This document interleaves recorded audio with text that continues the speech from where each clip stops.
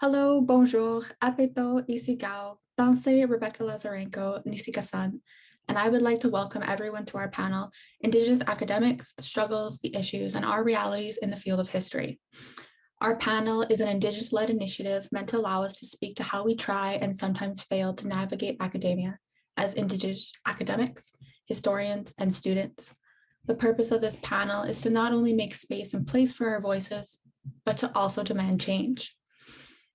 On a day-to-day basis, we are confronted by not being accepted as we are, our voices being ignored, our identities being rejected, undermined, and questioned, our accomplishments being devalued as diversity or equity-based decisions, our cultures, communities, and histories being excluded from Canadian history narratives, tokenism, people using the wrong terms, using degrading names, being refused access to our own histories and cultures, false allies, a society that denies genocide and refuses to see its own racisms, being told to get over it, being told we're asking for too much when we ask for basic human rights, not feeling welcome in spaces, being cast as the angry Indian when we get upset over the long list of continuous injustices, not feeling safe.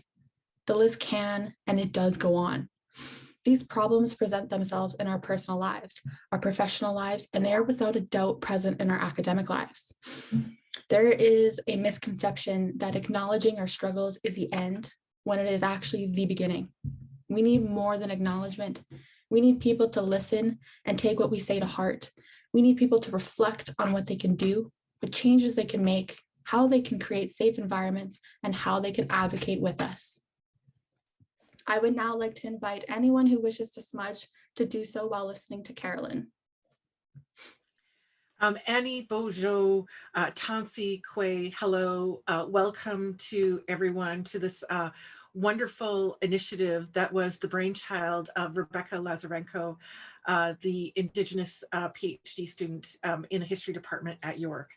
So I do join you today with some sorrow, a heavy heart. It's been a really rough last 10 days as all the news has been traveling about the finding of the mass graves and unmarked graves at former residential schools. And as we anticipate that these findings will continue, as there were dozens of these schools across Canada and thousands of these unmarked graves across Canada as well.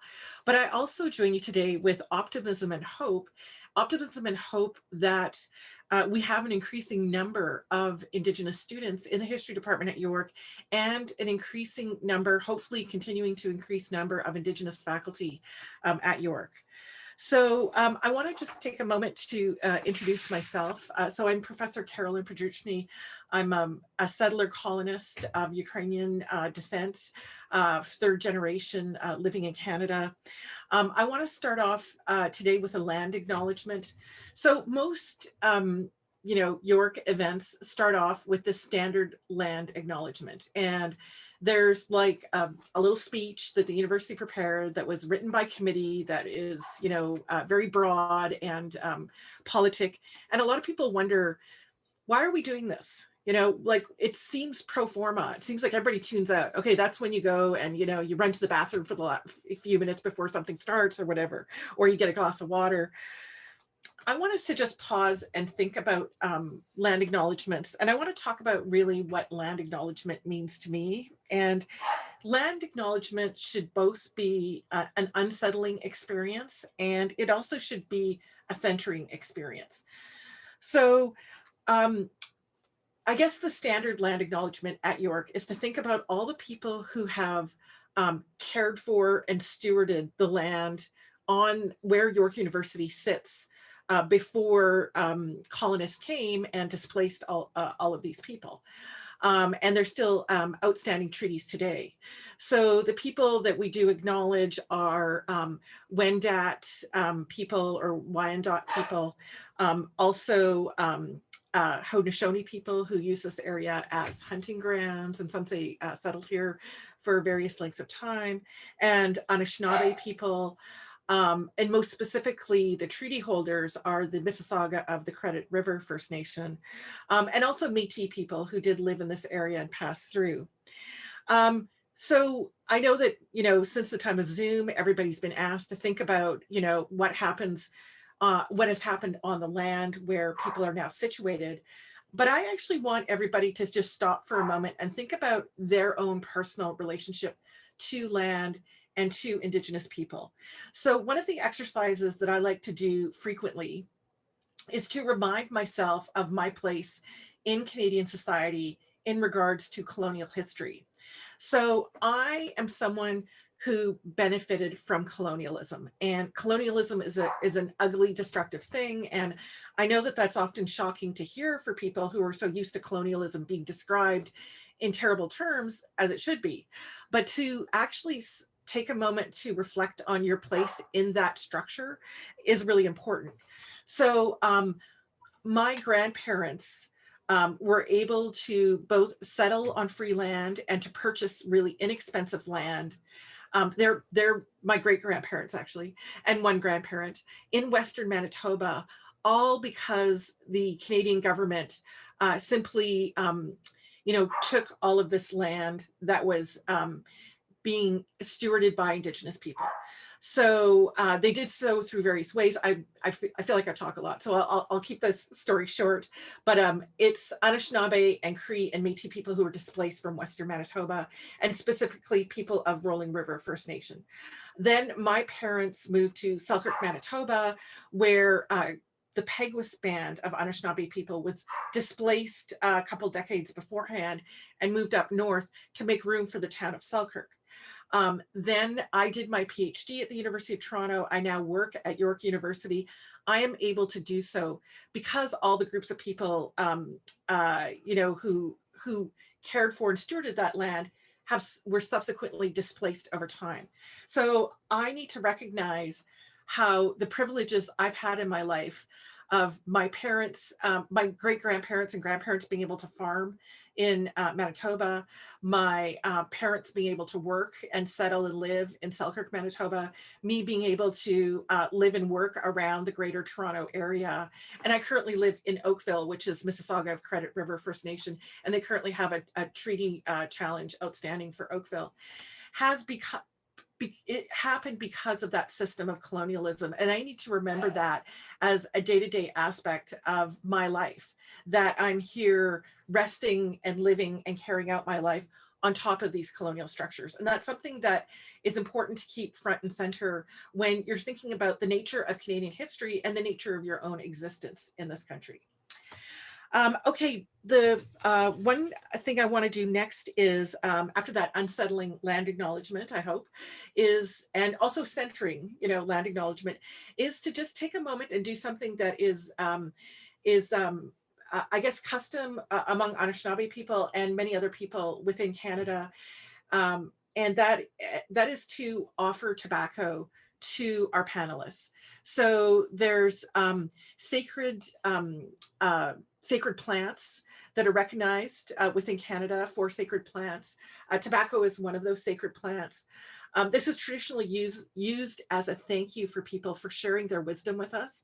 I'm so grateful to the panelists for agreeing to speak today, for having the courage to come and share their experiences with us, and having the intellectual generosity to share their experiences and help guide us as to how we can become better practitioners of history and also better citizens of the history department at York. So thank you. I'll turn it back over to Rebecca. Thank you for that, Carolyn. Now, before we get started, I'll just quickly explain how our panel and then public discussion will work. To begin, 1 to 3 p.m. is time given to our panelists to respond to the questions that they helped create and to express themselves freely. This 2-hour period is dedicated to the voices of Indigenous students and professors. Following the panel is a public discussion entitled and aptly themed, "Where do we go from here?" And that is when we'll be hearing from the public. So let's get started. Okay, that's my cue again. So I'm going to be asking the questions. So we're going to start with our guided question and answer session. And our first question, and I'm going to be calling on people to answer. Our first question is to open our question period. To our panelists, we please ask them to introduce themselves and locate themselves. And I'm going to call on Elizabeth Best to start us off. Okay, so I'm going to locate myself in a way that feels comfortable as I'm saying it. So I don't know what I'm going to say, but that's like why that's what I do to locate myself is speak to where I'm at the moment. And then I'm going to follow my location with a discussion about Indigenous research methods and why I think it's important that we all locate ourselves, and not just Indigenous people, but allies, such as what Carolyn did to start the panel. Okay. So my name is Cecilia Elizabeth Best. I am mixed race Vietnamese and Métis. I am a scoop survivor. I was raised in Saskatchewan's child welfare system, and I was adopted out to a non-Indigenous family. This is not a historical phenomenon. This happened in 1992, and I just started reading my case file from my time in the welfare system 3 weeks ago. I am currently going through my case files because I'm here on a healing journey. My PhD studies are directly related to our general misunderstanding of Indigenous history as part of Canadian history, as in my opinion, foundational to studies of the state. If it weren't for Indigenous people, then we wouldn't have a Canadian field of study, which is kind of contrary to my experiences in this department. Canadian history is prioritized over Indigenous history, which all the panelists will speak to later on. I study Indigenous child welfare policies in the post-war period to understand how I ended up in this situation. I currently reside in the territory of the Anishinaabe, the Haudenosaunee, and the Neutral peoples. Most of the teachings I learn and practice belong to the Anishinaabe people, who have taken me in just through my urban Indigenous community in the Kitchener-Waterloo region. Like I said, I'm on a healing journey, and my research goals are just one part of a larger scope of me as a spirit living a human experience. Locating myself is an important Indigenous research method that I learned from Indigenous social workers and from people who work in Indigenous studies. It's much more common in social work fields, and somehow, even as an adult, I'm surrounded by social workers who not only create the knowledge production that I'm talking about, but also model it in the way that they engage in relationship and kinship in our community. It's important to locate yourself because learning is a lifelong process, and it's really important to rid our field of the idea that the impartial observer is possible or desirable, because we all bring something to the table, and it's important to acknowledge that. And the first round in any event that I'm used to going to where Indigenous people are centered, we spend the most time on the first round because it gives us an opportunity to practice locating ourselves, but it also gives us an opportunity to put out what we need to in order to get to the support that we need to feel comfortable or to feel safe. Yeah, so it's typically a social worker exercise. It's called being reflexive, and it's part of our own healing and our self-awareness at every stage in our journey. So some of the issues that I've come up against is that some people believe that things only exist, like the concepts that I'm saying only exist if they're written down. So there is a huge list of people who talk about why it's important to locate themselves and why we should be doing that in all fields of study, not just Indigenous people's history. By participating in the production of knowledge, as we all do in the history department of York University, we are complicit in upholding a state institution that is inherently racist and exclusionary. I know that locating oneself is contrary to the competitive nature of the institution. And that's exactly why I think it's necessary. It is of utmost importance to locate yourself on stolen land. Whether you study China or America or legal history, you are doing this work at an institution that is funded by the state. And we all physically reside on Indigenous land. Even if you don't see your hosts on a daily basis, we do exist and we remember.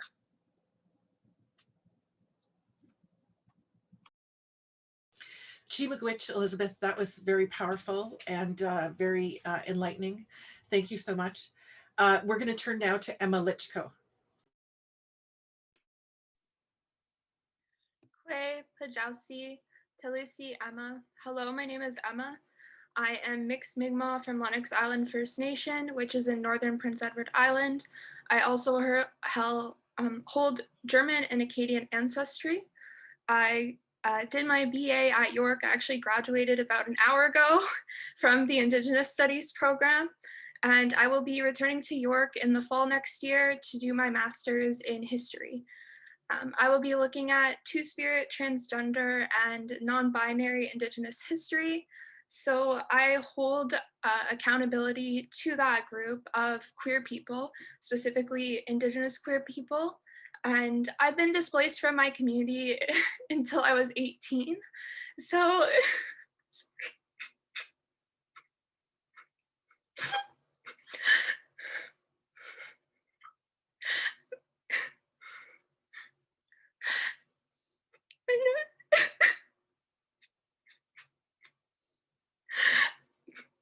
I never got to meet any of my family until I was 18.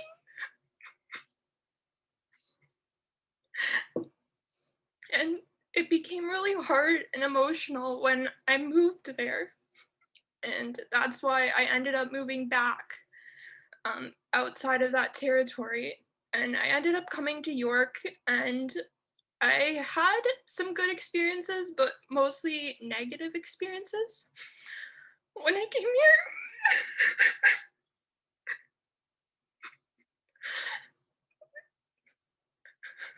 But with everything going on these past couple weeks, and the school that my family went to being searched currently, it's been harder than it's ever been. Well, Alan. Emma, Chi-miigwech, thank you so much again for your courage and bravery to be here. And we're so privileged to have your voice here. And so thank you. We're going to turn now to Diego Regalado. Hi guys, I'm Diego. I'm actually from Mexico. I am mixed blood. That's what I've been told. I actually don't know. They've been saying that my grandma used to speak Zapotec, which was the native language of our people, but sadly she didn't taught us to us. So I'm not able to speak it anymore, which is something quite sad. And I would have actually liked to speak it, to feel a deeper connection to my people. Coming to Canada actually helped me to connect with that in the indigenous part of me, because here in Mexico, a lot of people don't want to be indigenous. They try to push them away. They try to feel more European, which is something that actually I think is very wrong. And I mean, I was also a part of that before. But coming here, it actually really helped me open my eyes and really actually connect with being indigenous and feel proud of being indigenous, right? I don't call myself indigenous currently because I don't feel like I have a connection with people, the language. But I am. You can see me. I'm an indigenous person. I'm proud of being an indigenous person from this land, right? Of our ancestors. And I feel like all of us are connected, right? You are my cousins. I feel like you're my cousins from the north. So thank you a lot, guys, for letting me be here. Chi-miigwech, Diego. Let's now turn to Jennifer Bolton. Wanabajon Adishnakas Wasiankarok, Chimnasing Dunjaba, Adik Nadorum, Anishnabe Kwe, Ninwa, Scottish Nadal. So I think it's important to place myself first because I place myself in relationship to my relations and to creation, and also to position myself because I have a lot of unlearning to do myself. I grew up in an education system that erased me. And I can honestly say in all my time in educational institutions, I didn't learn nice things about Indigenous people, if I learned anything at all. In my very long education career, professional students, my family jokes, but I went to college. There were 3 Indigenous people when they tried to create an Indigenous Student Association. And I did an undergraduate, master, second year of BA. And I was in high school for 10 years because I periods of homelessness. I kept moving schools. I don't know, I'd have to sit down and actually count out how many high schools I went to, but it wasn't a safe place to be Indigenous. And there's a lot of shame. And I had to kind of unlearn all the messages that I received about my family and my people. So I'm learning how to speak my own language, and I introduce myself in my language because who I am and my spirit is related to that. And it's hard to come back. It's my mother's first language. It's my grandmother's first language, and both attended residential schools, and both, I wouldn't say they lost their language, it was stolen from them. And I'm trying to take that back. And that is part of my act of resistance and going on this journey. So I'm not sure what else to say about myself. I'm on land that's contested. I come from a community that was the original social experiment for reserves. Let's put the Indians here and see what happens and tell them they're farmers. And it's a very dark, horrible history, and certainly not one that you're going to tell somebody in grade 6 when you say, this is where our school is located. So coming to today, it's just to talk about the discomfort that I sometimes feel in a class where it's always the we, and understanding that I'm the them and not quite knowing where to place myself in these buildings. So, and I just, a special thank you to Emma, big hugs to you. And I'm grateful to be on this panel with this wonderful supportive group. Chimigwech Jan. Let's now turn to Amy House. Kwe Ulukut. My name is Amy House. I am Inuk and Mi'kmaq from Newfoundland and Labrador, but I didn't grow up there.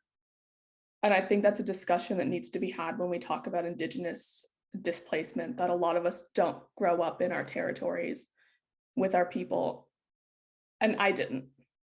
I grew up in Ontario on other Indigenous people's lands as a displaced Indigenous person. I don't even really know how to grasp that yet because I can't go home. The way colonialism has affected Newfoundland and everything in it, like there's nothing back there for me. So I'm making do with what I have here.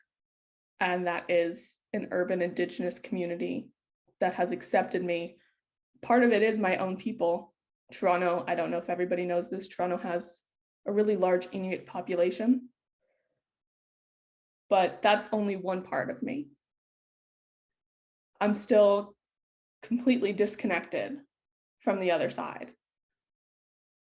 I'm relearning my culture. I don't think people realize I don't have family that went to residential schools, but colonization still impacted us, still stole from us, still took everything they could possibly take and did their hardest to erase our presence everywhere. And it worked until now.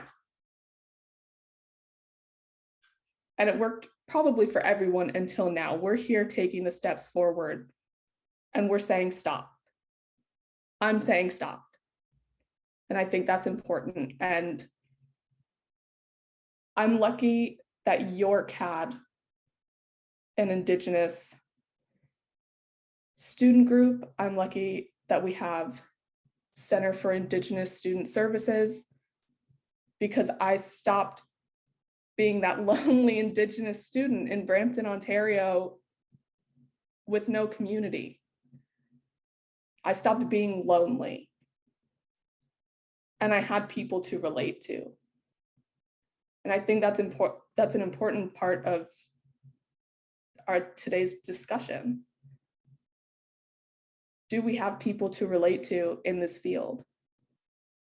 Do we have people here who acknowledge their presence and what this country has done to us? Do we have people here who have our well-being and our experiences in their minds when they're interacting with us? And I'm just grateful for the chance to speak today and to be a voice. I think this is an important discussion. So Wilalin and Nakumik, Rebecca, for even thinking of this idea and pushing this department into finally doing something to acknowledge our existence. And Wilalin. Chimagwich, Amy. So let's actually turn to Rebecca Lazarenko now. Oh, bonjour everyone. My name is Rebecca Lazarenko, and I am both Franco-Albertaine and Métis. But if someone were to have asked me, who are you 10 years ago, my answer would have been very, very different. I come from a family that until 2 generations ago was a beautiful Franco-Métis Cree family, but my family is colonized and was taught to hate being French and Métis in school, by the public, by our government, and basically by everyone. My great-grandparents passed when I was young, and with them went lifetimes of personal teachings, knowledge, culture, love, basically precious gifts that I will never have access to. However, my mom did give me a gift. She enrolled me in French immersion because she wanted me to benefit from another language, to give me part of our language and culture, but also to make her grandparents proud because she had a wonderful relationship with them. But this was not supported by my extended family. To put it in appropriate language, learning French was going to make me mentally retarded and backwards. I would not be able to read, write, or understand English or French. French would make me not normal. I pursued every level of my education in French with honors and distinctions. I will also be writing and defending my doctoral thesis in French because maintaining and growing in my language is very important to me. My schooling, however, was not without difficulties. Learning another language is really hard, and operating in another language is just as hard, but expressing those hardships was never an option because it would have been used as definitive proof that I was a failure and that I'm stupid. And despite all of my accomplishments that prove my intelligence now, I do feel that some members of my extended family still think that there's something wrong with me and talk about me being wrong. I have a vision and a definition of family that is really unique to me, and I've never felt a desire to explain who I consider family or how I determine my family, but I felt pressured by others to justify myself and to justify my feelings. I honestly prefer to talk about myself, my thoughts, and even my dreams in French because it feels safer, and it also allows me to control who has access to me. I know I found a place in La Francophonie, but I've not yet found a place as a Métis woman, but I do know I have one. I am reclaiming my culture through teachings, my studies, and language, starting with Cree, and then I really want to get Michif as well because that would mean the world to me. But for a long time, I felt like I had absolutely no right to my Métis culture. I felt like being assimilated was final, period, and there was no coming back. I learned that being Métis or Indigenous meant you needed to have grown up on a reserve or a designated settlement. You needed to have a certain percentage of blood in you. You had to look and act a certain way. You had to live and breathe the traditional Indigenous way of life to be considered real and legitimate. I look back on that now and I don't understand what any of that actually means. I do understand that those ideas came from a colonial rhetoric and the colonial agenda to make Indigenous children feel like they don't belong, so they shouldn't bother. The agenda that actively seeks to destroy Indigenous communities, cultures, identities, and spirits. The rhetoric that tells you if you can pass as white, you should just be white. And if you're not white, try to be white. Right now, I'm looking to find my place as a Métis woman, but I'm not entirely sure how to navigate my life as a Franco-Métis woman. I know my French education helped me see the world outside of the one nation, one language, one people colonial rhetoric, but I also recognize that my French education was colonial in itself, and it created many barriers that prevented me from seeing myself clearly, that made me feel like I was not enough, a feeling which I know I'm not alone, looking at everyone here today especially. I know I am Franco-Albertaine and Métis. I also know I live in three worlds, an English, a French, and a Métis world that overlap, but they're at odds. Navigating that reality is hard, but I do know I belong. The problem is that far too many people who have no right tell me that I do not. And the nastiest part of that statement is that it's not Métis communities or other Indigenous communities that attempt to tell me who I can and cannot be. It's colonials who feel that they have this right and power over me. So just now, I told you who I am. And now that I've done so, I will not accept anyone telling me otherwise. Miigwech, Rebecca.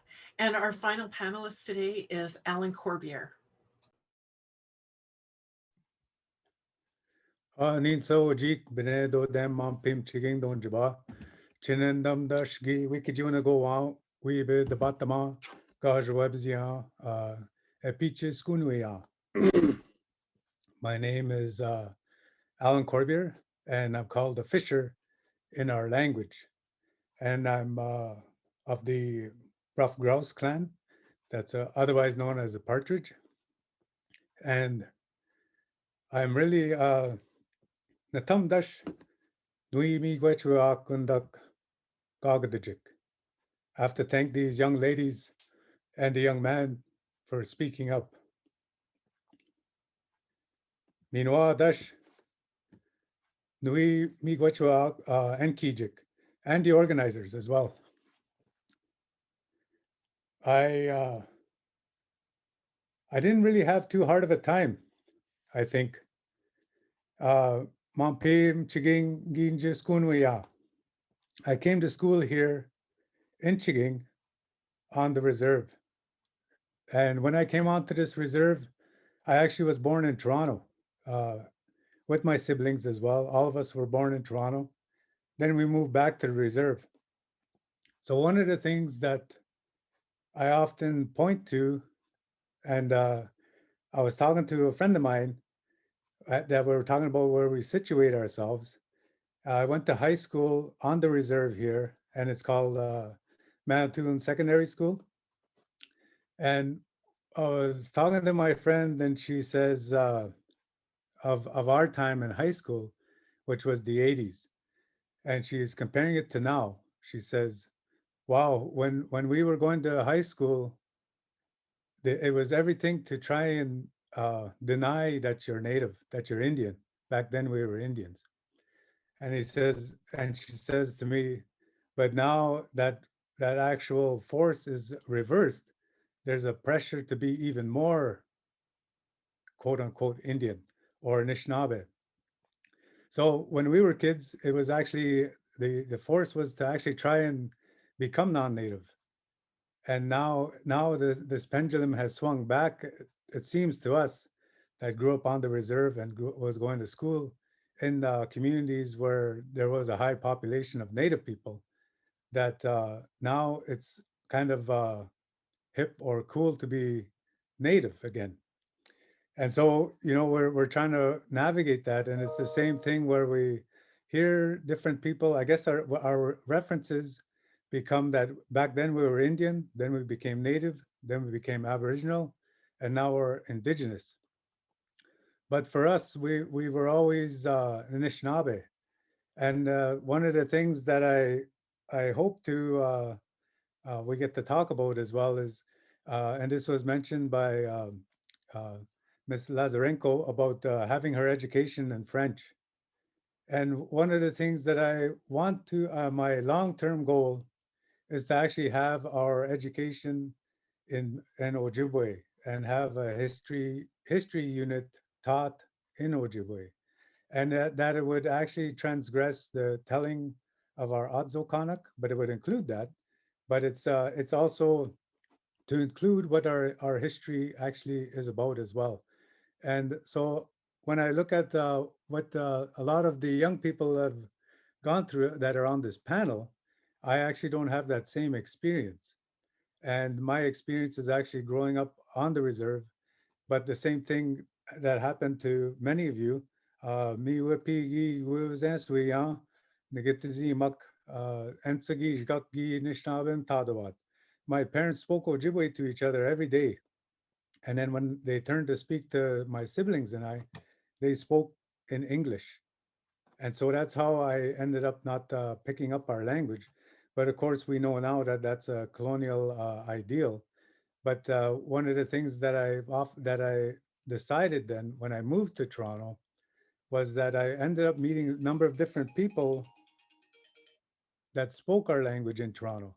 And I realized that actually I could learn quite a bit of Anishinaabe when in Toronto. And that if we actually look beyond our reserve borders and we treated this whole place as Anishinaabe king, that without the borders, we actually are able to uh, learn our language, our history, and our way of life, Anishinaabe Matsuin, we call it, and our culture all throughout that area without being confined to the reserve. So that's the importance, I think, of expanding or situating ourselves beyond just the reserve, that we actually look at it as a territory. Miigwech. Miigwech, Al, as always. We're going to pause for a short 10-minute break. So we're going to resume at, let's aim for 1:45. Okay, welcome back, everybody. I'll just wait a moment to make sure all our panelists are here. And we think we have the technology sort of under control, but it's always a thing. So we just want to make sure that all the panelists have their cameras turned on, and then all the guests have their cameras turned off. So if you're a guest and your camera happens to be turned on, we'd be grateful if you could turn it off. So, all right, so let's turn to our next question now. And once again, I'm going to be calling on specific panelists. So our next question is, what is or was your experience as an Indigenous student or faculty member, as the case may be, in the history department or in history courses? And do you feel safe? So I want to first turn to Amy to hear her response to this question. This is certainly a difficult question to answer. And I think the short answer to do you feel safe is no. But the long answer is that it entirely depends on who's in the class and who's teaching the class. And there are profs that in classes where I didn't feel safe as an Indigenous person, not only to disclosing my indigeneity, but even learning in that class where things are not presented for Indigenous people. They're not teaching with us in mind, and they're not teaching as if they have us there listening. Indigenous professors, I've noticed, always have a warning at the beginning of their class. There's always an acknowledgement that an Indigenous student might be here, might be listening, and that this information might be triggering and might be hard for them to listen to, which goes a long way in making these spaces safe for us. I personally, in the history department, I don't do Indigenous history for the most part. I feel that it's almost expected of me as an Indigenous person to want to go into an Indigenous field, but people don't recognize how incredibly difficult that is for us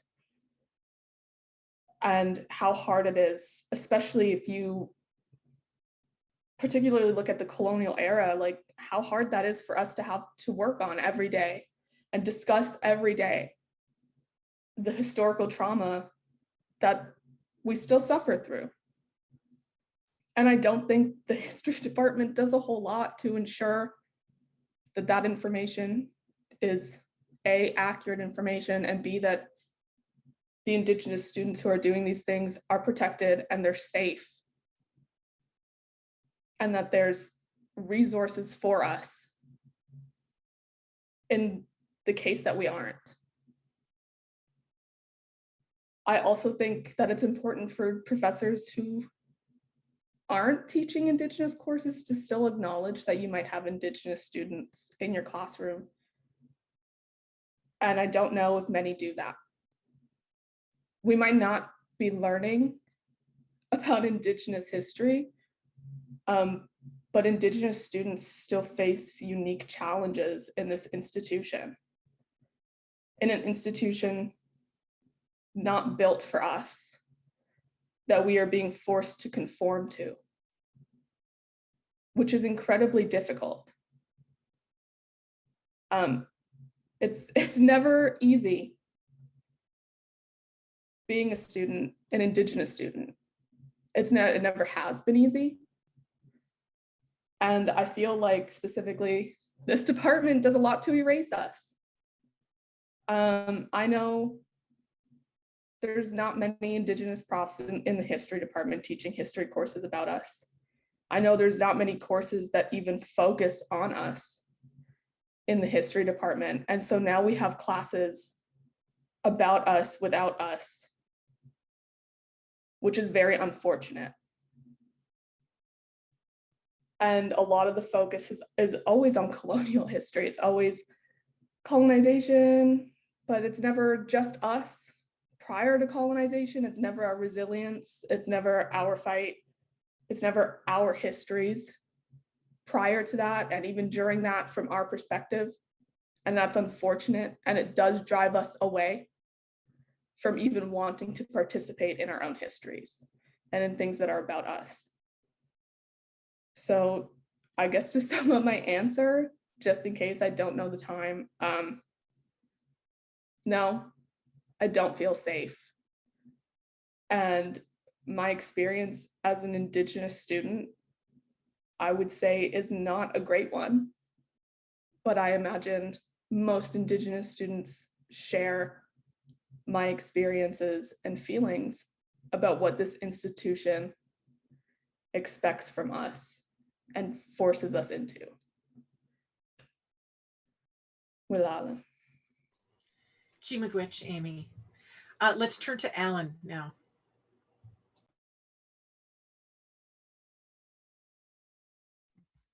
I'll have to say I felt safe. And part of it, I guess, was I chose to be here and I'm older and I know why I came here to York. And I guess I came to learn more about what the Jaganash knows about us, what non-native knows about us. And the other thing, I guess, that I liked, I felt welcomed by my peers in the program and also the history course at the beginning, the field course, 6500. And then also just a lot of support from Carolyn and Boyd and others. But the other thing is that I understand is this, how would you say it? Not without us anyway, having this without us. And that's true. And I've often struggled with that because I think we have to at some point set up our own institution at some point, but we don't have the capacity yet or the money. And this is all a bit bigger and structural that we have to get around to. Mind you, the other thing that I would say I feel safe, but I would say I do feel burdened. And by what I mean by that is even just today, I got 3 emails asking for interviews. It isn't necessarily York that's saying this either, but it was like having 3 interviews about what's going on in Saskatchewan and Kamloops. And then we know that's happening in other residential schools as well. And then also to comment on the renaming of Dundas Street and Ryerson. So there's a lot of different demands put on us and expectations that are put on us, but I never really took it as an issue of safety per se. But I did have this an idea that we have to actually try and be answerable or answer to everything and every request. And when I came and enrolled in the program, I actually just thought I'm here to learn a specific thing, and I'm blocking that all out. And I actually have to thank Carolyn for really helping me to block out kind of all that noise and just focus on the studying of that. Now to get back to how we look at Anishinaabe history as an oral tradition, and I served as an expert witness at a court case, and that actually really brought to highlight what I guess you could call authentic, supposedly authentic knowledge that can be proven by the writings of colonizers, specifically fur traders, colonial Indian agents, ethnographers, and of course the priests. But they won't take into account our oral traditions. So we always have kind of half the story. Um, and one of the things, of course, is that isn't told in our language as well. So when we want to actually look at how we are going to study our own experiences, this has been set up through Native studies. And I recently read a comment that had a prominent historian had written complimenting another fella, saying that he basically saved the study of this language through history instead of it going into the intellectual gutter of Native studies and oral history. So of course, Native studies and oral history, that's basically our knowledge. So we have to actually try and combat that. And I think that's where organization as a history department, we can focus more to actually try and strengthen our knowledges that way. Miigwech. Chimagwechal. Let's now turn to Emma. So I fully agree with everything that Amy said. I've had a couple classes with Amy with certain professors where I feel very, very safe, and then others where I feel very unsafe. And when I think of safety, I don't just think of the physical space, but I think of, is this going to stick in my mind and follow me home? So there is that where a lot of non-Indigenous people can go into a classroom, learn something, leave, and then never think about it again. Whereas when you're learning about your own history or other Indigenous people's history, and especially in history courses, we tend to focus a lot on the negative rather than the resilience, like Amy said. So you're constantly being forced to bring up that trauma. And the thing is, a lot of Indigenous students, we feel like an obligation to go into Indigenous history sometimes to correct it, but sometimes it can be way, way too much. And there are professors who, like Carolyn, are non-Indigenous but are fantastic. And then there are other professors who are non-Indigenous and they question everything about your identity and just make you feel worthless. And it's terrible. And then because I bounced between Indigenous studies and history during my undergrad, I can tell although there are similarities, it is a completely different world. Whereas in Indigenous studies courses, I only ever had Indigenous professors, which compared to a lot of my peers who did history, they never had that opportunity. So I felt really lucky in some ways, especially because they would give warnings. They would send emails, if you're not comfortable with this class, don't show up, you won't be penalized. Whereas when you go to history classes, it's like, oh, if you don't show up, that's not counting towards your 10% of attendance mark. And you just feel exhausted. And I find a lot of my work that I did within, it even shows on my transcript very much. You can tell what courses I had that were with non-Indigenous professors. All of those courses, those marks were so low. I just felt so drained all the time. And I would just hand in the bare minimum because I just could not handle it. Whereas Indigenous professors, they would they would really help you along the way because they want to see you succeed. Whereas I find within the history department, it's so competitive, and it doesn't even have to be Indigenous history. It can be any kind of history. It's because academia is something where you're constantly being forced to produce to look better than other people. And this is sort of like a point that I've brought up before in other panels, that although we're focusing on Indigenous people right now, academia is not healthy or a safe place for literally anyone to be in. Well, Alan. Miigwech, Emma. Let's now turn to Elizabeth. Yeah, something that I didn't have written down about this is that I have 3 history degrees in the mainstream. One from the University of Waterloo, one from Laurier, and my PhD comps are at York. And I've never had an Indigenous professor of Indigenous people's history at any of these 3 institutions. Thankfully, I advocated for myself at the MA and the PhD level to make sure that I have Indigenous committee members, but I've never been taught Indigenous history from an Indigenous person, even though I have been to multiple institutions and I have these degrees in Canadian history. So the main thing that I wanted to bring up, there's so many things that I've been thinking about for the last month over Indigenous History Month.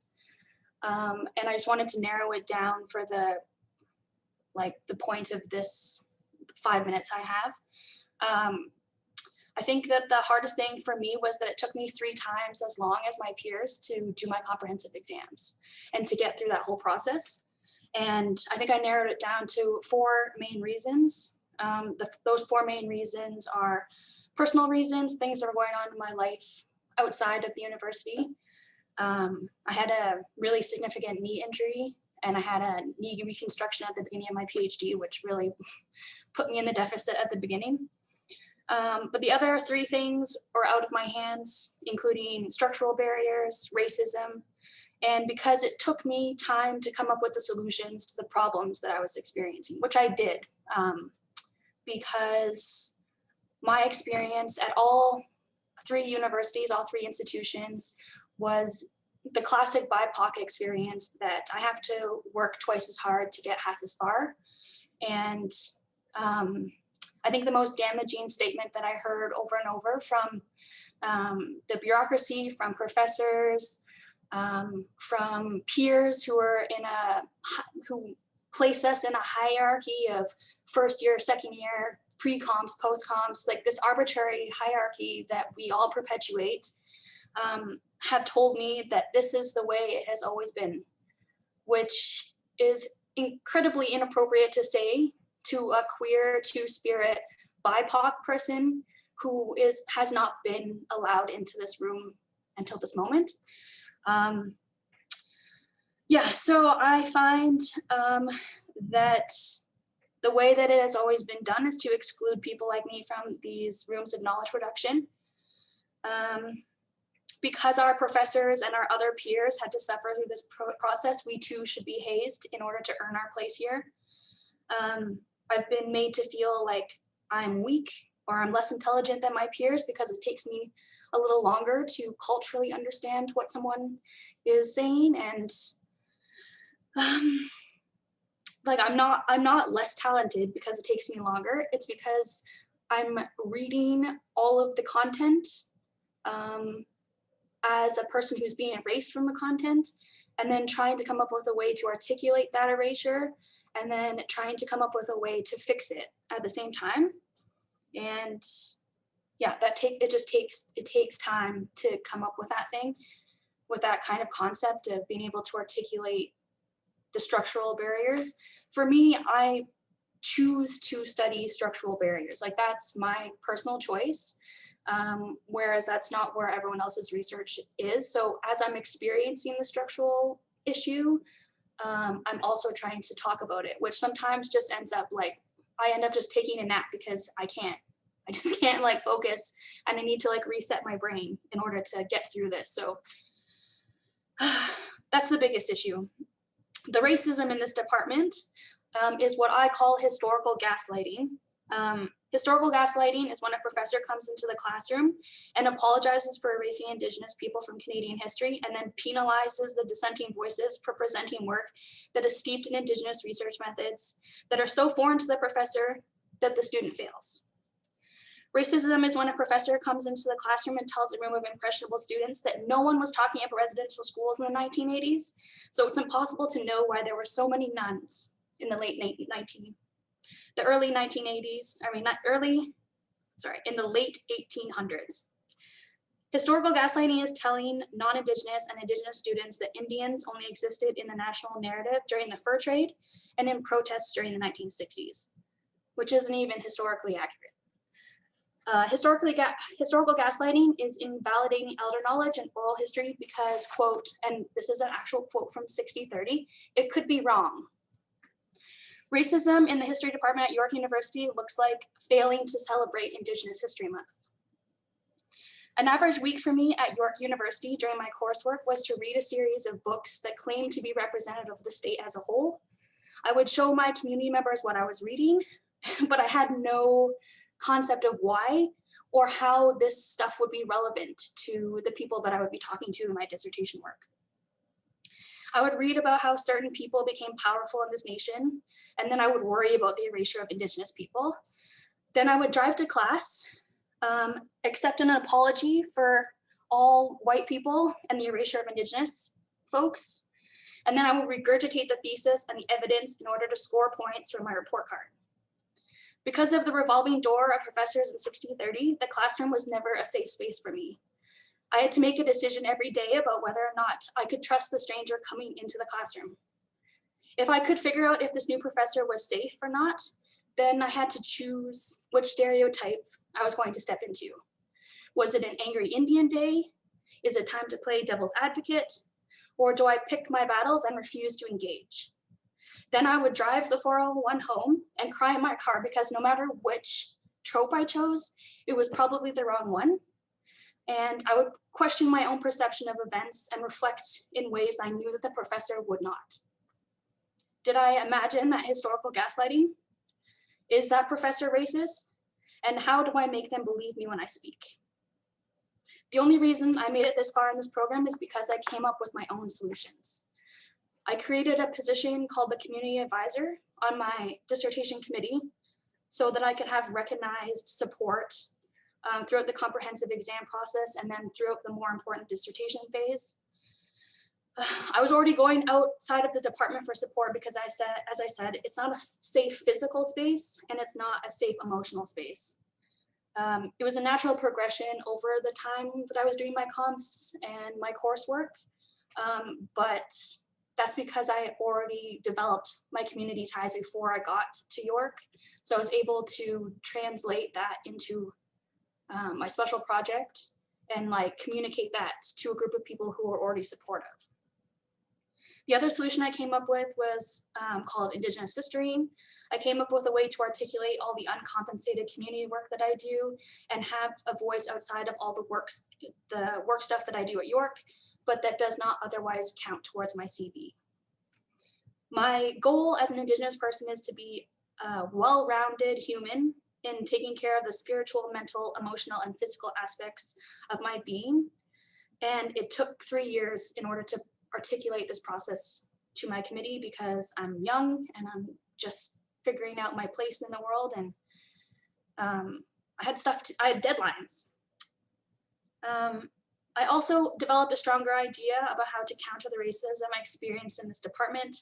For example, I would write papers specifically talking to the things that I was told aren't real. For example, I wrote a paper about all the ways that academics were talking about residential schools in the 1980s. I learned how to incorporate Indigenous research methods into my own written work in a way that satisfies the requirements of book learning in the department, but also makes sense to me and to my community members when I speak, so that my day-to-day language isn't colonized through other regurgitating exercises that we have to do here. However, I do not want to mislead future students into believing that my presence in this department has changed anything. I don't believe my struggles have had any long-term impact on York University history, and I shouldn't be expected to fix the hoops that I'm being told to jump through. Okay. Miigwech, Elizabeth. So now let's turn to Diego. Hi, I'm a first year student, so I haven't had a lot of time at York. Also, I haven't been able to go to physically to the university because of COVID. So all my learning has been through online learning. Overall, I have had a good experience going to York, and as a history student, I haven't taken that many Indigenous courses. I did take one with Professor Caroline in North America. I felt that she portrayed Indigenous people very well.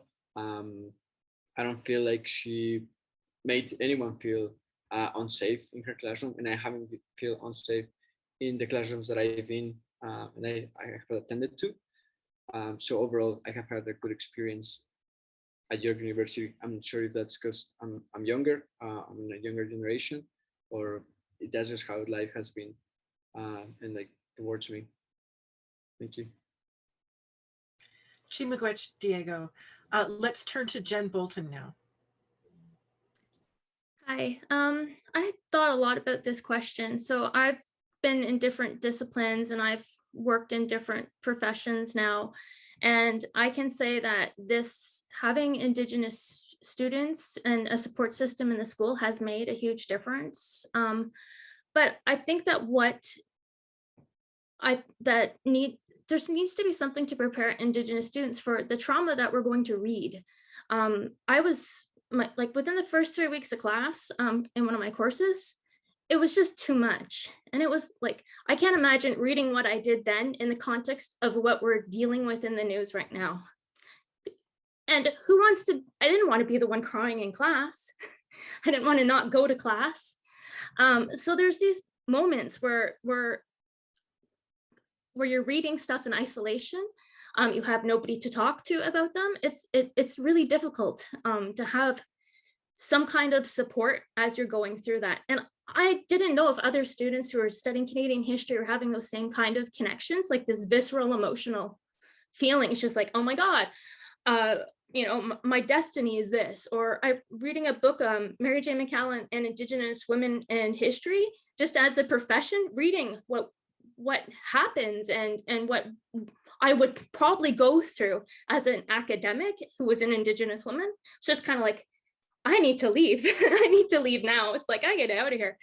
So it's a lot to take in. And I will say that like my supervisors, having to go out and find that network helped me get through, and having supports of friends. But there's also times when something is said and it's just kind of like, am I hearing that right? Like, isn't that an inherently racist statement? Do I call the professor out on that? And knowing when it's safe to do that.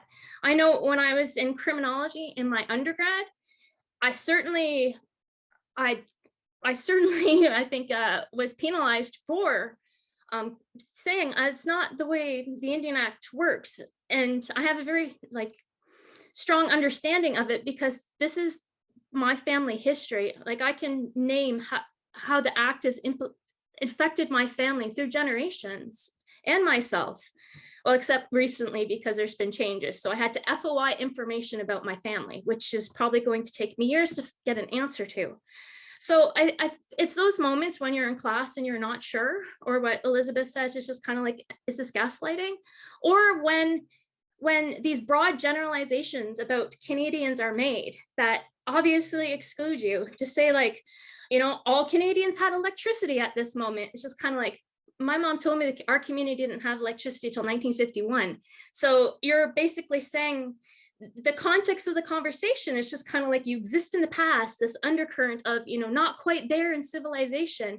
Questions like, people don't know how to make their own footwear. It's just kind of like, well, asking who can, it's just kind of like, well, all these weird moments, do I not say anything? Because I do also understand. It's a different experience for me too, because I have a proximity to whiteness.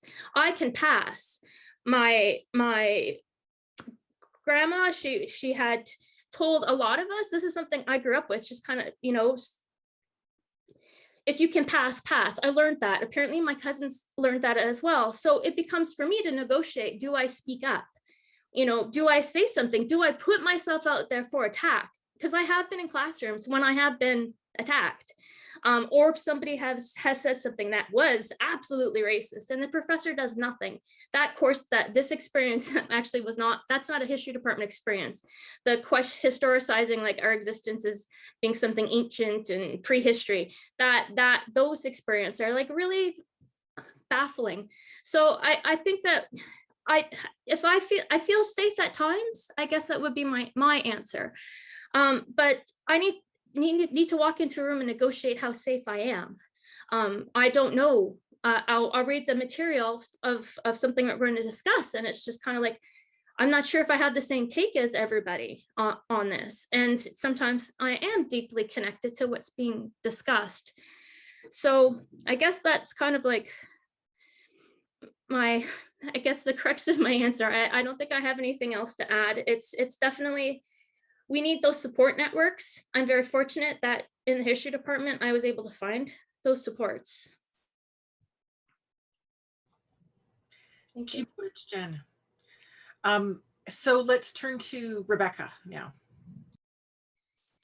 So my experience in the history department can basically be split into two. So there is an interpersonal experience, meaning based on people and individual relationships, and then a department-wide experience. So to begin, my interpersonal experience has been great. I have a supervisor and a doctoral committee that sees me, hears me, lets me be me, opens doors for me, and never puts limits on me. I also have made some pretty amazing friends that I refer to as my Toronto family that have made me feel welcome and free to be myself. But those individual relationships do not translate to a department-wide experience. Our history department treats Indigenous and Canadian history as two separate things. Canadian history cannot exclude Indigenous history. It is literally the colonization, exploitation, and genocide of Indigenous communities and peoples that made Canada and Canadian history possible. So why are we being written out? I'm going to give you an example of a master's/doctoral level course that perpetrates anti-Indigenous racism and erasure. But what happens in this course also reflects our society.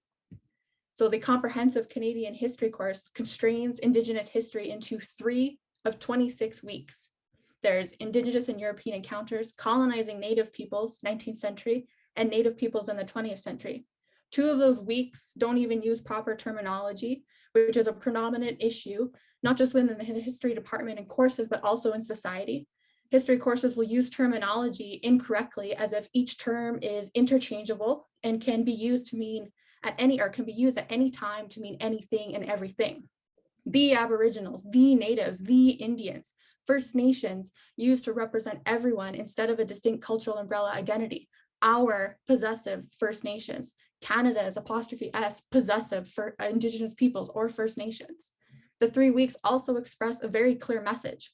Our history can only be told through a colonial lens, and we do not have an opinion on anything other than colonization. How many required readings from these weeks are written by Indigenous academics, elders, collectives, or even communities? I barely need both of my hands to make that count. The other themes of this course just erase Indigenous peoples and histories on themes that are actually quite literally have everything to do with us. For example, race, religion, ideologies, the environment, culture and modernity, the economy, politics. I could go on, but I would actually just list all of the remaining things from this course. How does the Religion Week not have a reading on residential schools? How many readings from these themes even mention Indigenous people, or at the very basic level, acknowledge we exist? Why are we being written out?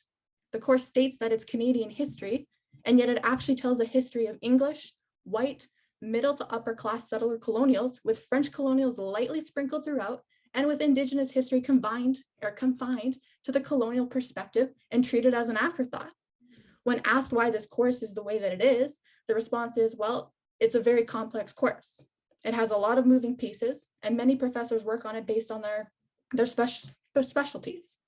Just getting it together as it was difficult. Adding this much Indigenous content was already a big change. Indigenous history can also be studied in the Indigenous field course, so take another course. Change is not easy, it's a process. And the unspoken message here is very clear. Including Indigenous peoples in a way that goes beyond tokenism is hard. Not perpetrating the colonial narrative of Indigenous history is not easy because we ourselves do not know this history outside of that lens. Changing it is just too hard. This course is colonial, but it's not a critical assessment of colonialism, and it will remain that way. There is a Canadian history, and then there's an Indigenous history, and they exist in silos. This rhetoric is in and outside of the department, and my question is why? Why is our history department perpetrating this rhetoric and continuing it? This course as a whole did not make me feel safe nor welcome, just like I'm sure other experiences. Bringing up Indigenous perspectives or questions about why Indigenous peoples were included made me feel like I was a bother, that bringing it up was a problem. I was the problem. I often didn't do it because it was pretty clear where certain professors stood based on what they said at the beginning of class, during class, and the books that they chose, which actually erased Indigenous peoples and histories from their narratives. Academics talk about scope.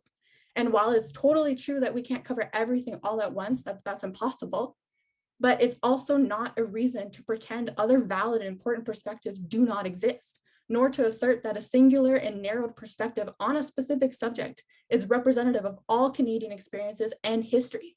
Why are we still being written out?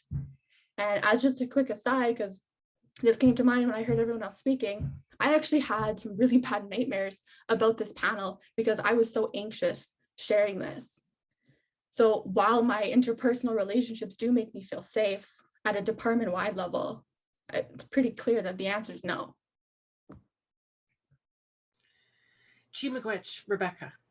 Okay, we're going to move on to our next question, which depending on time might be our final question. We're going to see how the time goes. So, and thank you, Rebecca, for posting these questions in the chat box. So this question is, what is an ally? What problems do you see with allyship? And just kind of as the sub question, what do you want allies and even non-allies to know? So you've got people listening to this Zoom that are faculty, staff, and students. What do you want them to know? So let's actually start with Alan this time. Well, an ally is actually somebody who stands with you and helps you and promotes, listens to you and helps promote not only your position, but also makes space for you and doesn't become the savior and doesn't speak for you, but makes a place for you to actually voice your opinion and your stance. And the allies, there's numerous allies, but the danger that I've seen is that they become the savior and they want to take over from you and remove you again and displace you. Um, Others actually want to bring you along and bolster you and amplify. And I think that um, that's about the majority of what I'd like to say. Actually, one of the things I guess that I learned when I was working for the Chiefs of Ontario, a number of the allies were actually union based. And I found with York University, so this ain't really necessarily the department, but with it has a strong union ethos at York University. And when I used to work at the Chiefs of Ontario, whenever we would go protesting, the unions, the local unions in Toronto would come out and march with us to Queen's Park. It was a difficult, sometimes it's a difficult time for them to actually stand beside us, but they always did. And so that's one of the things that I think is actually what an ally does. And they never actually took over our space. And whenever they had an issue or I shouldn't say an issue, but whenever they had needed our allyship, they would call on us as well. So it was this a time to actually try and bolster each other instead of take over and actually, it isn't prescriptive, I should say. And sometimes that's what ends up happening with a number of allies. They become saviors and they want to tell you, then it becomes a paternalistic relation and they end up saying, this is what you should do if I were you or whatever, and then start to take over. Anyway, that's how I would see it, is that actually they don't take over, but they actually are willing to step aside and assist however they can. But then at each different stage, they would ask, do you want to take over now? Do you have the capacity to take over? And sometimes we don't have the capacity to take over on a number of different issues. So it's it is it's capacity building, it's empowerment, and also acknowledgement and respect. So there's a lot to allyship, but it's also the sharing of resources so that we're able to then develop that empowerment in our communities. I'll stop there because I forgot to start my timer. Chimagwich, Al. Let's go back to Rebecca now.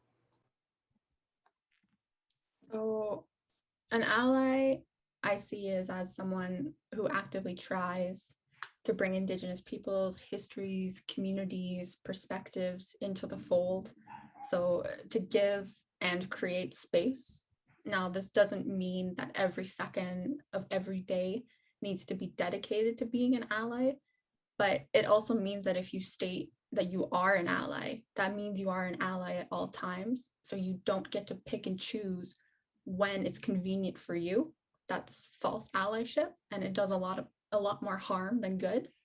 What's also important is that the actions of allies are done in a good way, meaning that they do not stem from, like, for example, political correctness or how their actions can then be perceived or exploited for personal gain. An example could be like doing something to get a line on your CV and then not so subtly bragging about it afterwards. And almost like Alan said, becoming the white savior about like how you did so well and then just bolstering yourself rather than actually making space for Indigenous people. That's also incredibly harmful, and it takes away from us, which is the exact opposite of what allyship should be. So allyship means to show up. It means to listen with both ears attentively. It means reflecting on what we've said and thinking of how our words apply, not just to the situation we're speaking to, but all situations. It means thinking critically. It means hearing our emotions and thinking, what can I do, rather than feeling attacked and then projecting that insecurity on us. It means allowing yourself to be uncomfortable. It means reflecting on what you can do to help create space and place for us. It means coming to us once you've already come up with ideas, rather than asking us to come up with the ideas for you. It means speaking up when our lives are, or even our histories are framed as something from the ancient past. It means putting in the work, and it means working with us. Now, right now, some of the major problems that I see with allyship is first of all, not having allies. As the response to us voicing our struggles is, that's not my problem. I didn't create that problem. I didn't commit genocide, or I didn't participate in genocide, so it's not my problem. I didn't do that. I have no part in that. That's too hard. So I'm not going to do anything. That's too much effort. And then we're just completely shut out, and they essentially turn their backs on us. Then there's people or organizations who will say or do things to make themselves appear as allies, but when the time comes, they're actually nowhere to be found. Another issue is that fake allies will make statements or create initiatives, for example, in our names or in our honor without speaking to anyone or consulting one singular Indigenous person and then acting like that person represents everyone. And these initiatives are also often not a benefit to us, but rather they benefit the fake ally. Then these fake allies will then act like they're confused as to why we're not happy being exploited. And they'll make public statements that basically tell us that we should be so lucky that they even took an interest. Fake allies will also claim ownership of a quote unquote native friend or my Indian friend, and use that friendship as justification for spouting their ideas about Indigenous identity, history, communities, issues, etc. Or they'll use that friendship to justify their racisms. I have an Indigenous or Aboriginal or Native friend, so what I'm about to say is fine because they're fine with it. And it's used as a means to push themselves onto us. And that mentality is incredibly dangerous. And it's actually more dangerous than someone who's just outright racist and we know that they're a danger because some of these fake allies are really sneaky and they make us believe that they are our friends or that we can count on them. And then the moment we let down our walls or we let down our security measures, they basically stab us in the back. So that's what I see the problems with allyship right now. Miigwech, Rebecca. Let's now turn to Jen. I struggled a lot with this question. I think I could identify more what allyship is not, and I think Rebecca's touched on a lot of that already. I think that I would say similar to what Al said, that it is like standing with us. I think that having a partnership is important to have a relationship. So it's, like it's going to start uncomfortable, but you need to work towards having some kind of relationship and understanding. Listening, inviting people to the table and actually giving them a chance to speak, not saying we have an Indigenous representative on the table. Did you know that we have this many % Aboriginal? We can't just be a statistic to look good on a report as well. There actually has to be some kind of like mutual benefit for both partners to be in this relationship, whether it be a grant project, whether it be there has to be some kind of way that it's not just put upon Indigenous people to address some kind of question. I was like warned right before I started at York from another student saying, just be careful, don't become a token, watch out for people needing a position filled because they need a representative. And I used to start talking, like when I used to introduce myself, I used to say, my name is Jennifer. I am not here speaking for the Anishinaabe Nation. I am not here speaking for, just like, I am Canadian and a Canadian citizen and also an Indian under the Indian Act, and I have a hard time negotiating that. So I'm just coming here at this table just as me, and this is just my opinion. I used to always want to say that just because this whole idea that inviting me to something is not, fulfilling a duty to consult. I'm one person and I have one opinion and I don't represent everybody. So I think that's an important thing. And if I ever am invited to tables and I'm wary, I do make sure I say that I don't speak for every Indigenous person across the entire nation. So I just think that it can't be performative. It's really important that that it's sincere and awkward. It's going to be awkward. And I think the last thing I just wanted to say is that I just don't think it's right to put students into these positions where we're somebody else's cultural navigator. You can ask us what a protocol is, but don't say, now you go do it, right? I need somebody to do this here. I always find that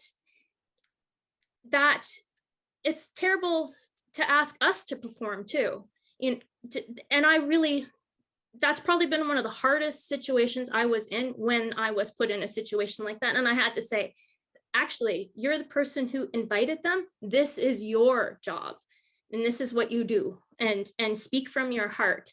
And I think that's the allyship, is speaking from your heart. And I think you see that with a lot of us, that, we're not really, I had stuff prepared, but I'm like, you know what? I'm going to just speak to people like people, not as an academic or not as an expert, because the only thing I can ever say I'm an expert in is my own life. So allyship is understanding that we don't know anything and entering into that relationship with the understanding that we're coming together like equally. So I don't know if that really answered the question, but I think that altogether we've given a lot of good ideas. So thank you. Miigwech, Jen. Let's turn to Diego now. Hi. I think ally is a friend. Someone that is going to help you get where you need to get. It's going to help you grow. It's going to give you advice. I would describe it as he's teaching you how to drive, but he's not going to be the one driving the car. So you're going to take your future in your hands, right? he is going to be there to support you and to give you advice, but at the end of the day, it's your decision. And I think that's what an ally is. It's a support more than the driver that's going to drive you somewhere. Chimagwech, Diego. Let's turn to Amy now. I see a lot of people call themselves allies. They say, I am an ally. But ally is not a title you give yourself. You cannot call yourself an ally. The people you stand with can acknowledge you as an ally, but it is not something that you claim for yourself. And I think York as a whole has a big problem with this. Students, faculty, where they say, well, we're allies. We're allies. But then they'll come to ISAE, which I am vice president of, and ask us to write them a land acknowledgement. Ask us to say a land acknowledgement. Ask us to educate them as a student group when the resources are readily available. I'm sure there's a lot of faculty and staff in the history department who would consider themselves allies to Indigenous people, but sit there while we're still erased in the entire department. Sit there while our histories are being just glossed over and told wrong. And I think allyship has just been something that people plaster on to make themselves feel good. But they sit there and they let these things happen. And they let the department be an unsafe place for students who are Indigenous. And that's not fair. And I constantly have to tell people, no, I won't do a land acknowledgement for you. No, I'm not going to write your land acknowledgement for you. And I know they're just going to go print the one off York University's page and read that when it's arguably one of the worst land acknowledgements I've ever read in my life. And you begin to understand that these so-called allies who want to portray this vision that they are standing with us in solidarity are doing nothing of the sort, and that they don't even understand the very basic actions that they have to do to even establish allyship. It becomes clear that you see it as a job, as something you check off, not something that you live with, that you sit in every day. And as Jen said, uncomfortable. If you're not uncomfortable, are you even an ally? Are you making an effort every day to acknowledge in whatever course you're teaching, but especially ones that have to do with North America or the entire North and South America continents? Are you aware of your erasure? Is there something else you can be doing to ensure Indigenous voices are heard, to ensure our histories are being told, our contributions? As Rebecca said, we're everywhere. You don't have a history here to talk about without us. Every single facet of Canadian history should have Indigenous people. So I'm weary of people who call themselves allies. I'm weary of York University and the history department calling themselves allies when they don't put money where their mouth is, and they don't actually do anything to actually show allyship. The fact that an Indigenous student had to go to the department to get something done for Indigenous History Month, an Indigenous student, that's ridiculous. That's about as deeply into erasure as you can get, that everyone sat down during Indigenous History Month, especially this year, after all those discoveries, that all of you sat there and you did nothing. And you waited until an Indigenous person came and did it for you. And I said this in one of our first meetings. Everything Indigenous that happens at York University happens because an Indigenous person does it. And usually with only a few people who could actually be called allies to help us. Like the wonderful people who are working behind the scenes, and like Carolyn, who jumped on this train to help organize this, yeah, they can be called allies because they saw this, someone reached out, they were like, do you want to do this? And they said yes, and they're doing it, and they're helping. And this should not be a one-off thing.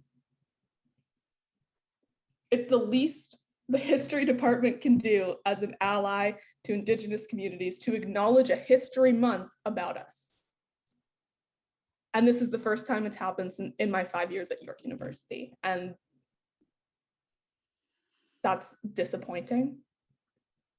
That's horrible. And you need to do better. All of everybody at York University, whether you're faculty, whether you're staff, whether you're a student, you need to do better. You are on Indigenous land. There's Indigenous people everywhere. We are not history.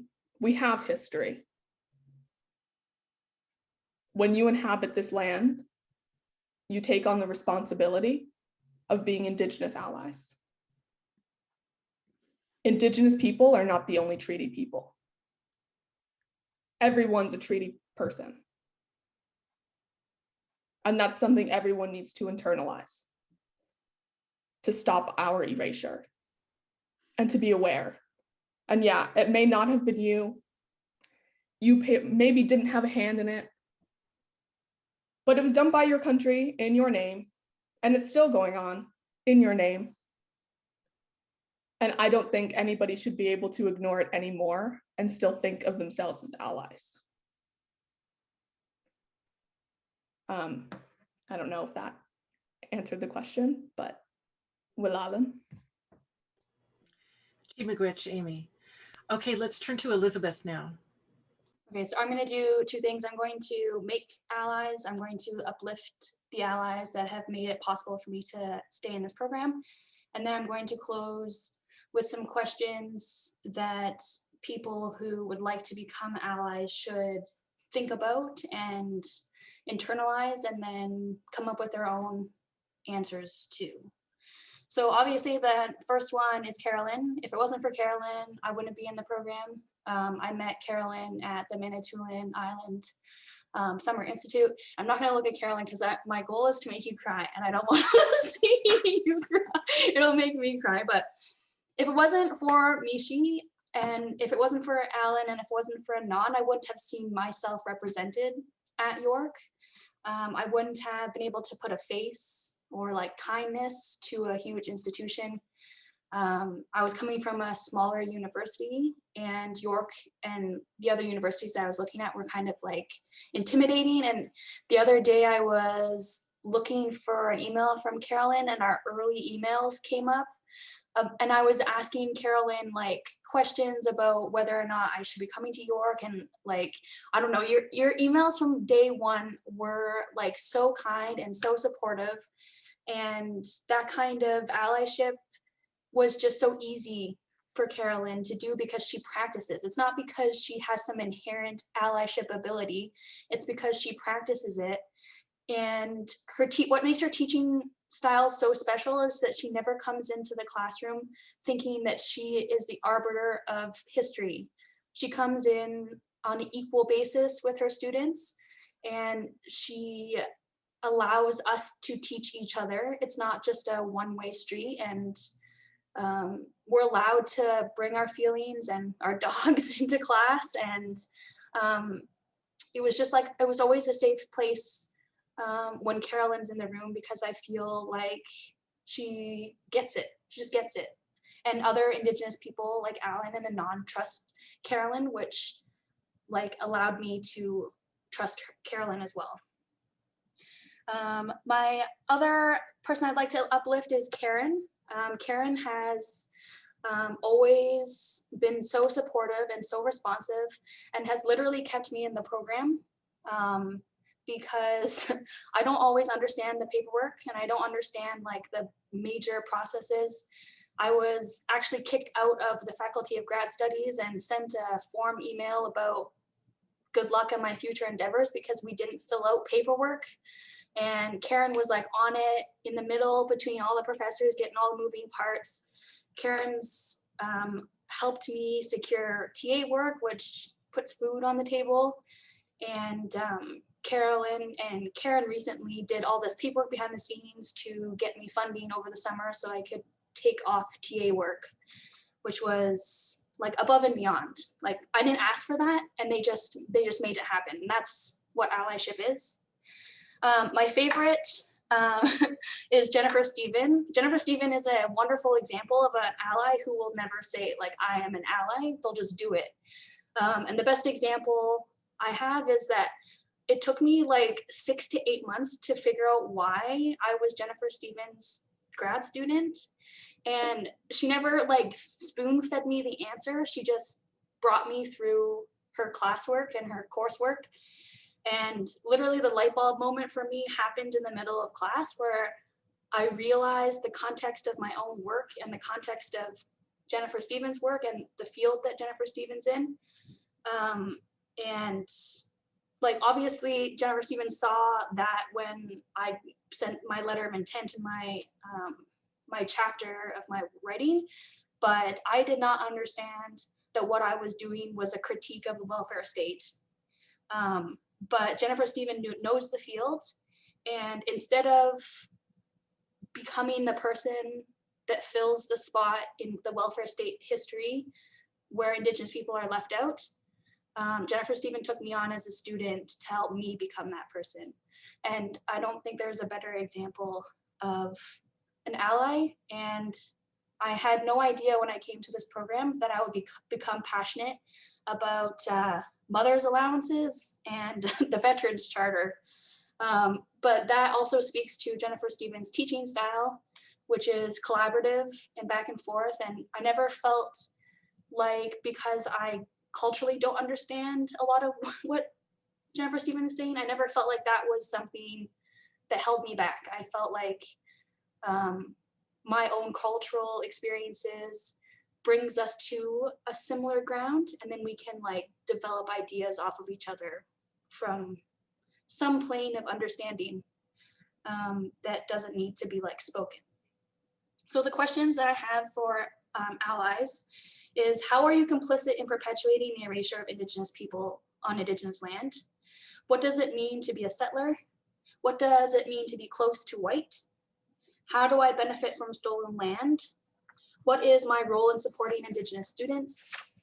Why are Canadian Indigenous histories separate fields of inquiry? How can we combine two fields? What does it mean to be a producer of knowledge?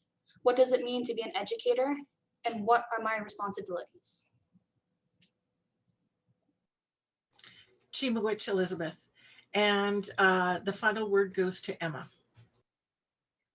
So I had a woman email me about 2 weeks ago, and she asked me to create these beaded fringe earrings for her with the word ally written on it. And when I got that email, I had a lot of mixed feelings about it, because the first thing that comes in my head when someone claims to be an ally is true allies don't call themselves that. And so the thought off the top of my head was, no, I'm not going to be making these. And I asked her, well, what are you doing to be an ally? And she was like, well, I agree with every child matters. And I was like, well, what are you doing? And she couldn't understand that you can't just say, I stand with you. There has to be action done.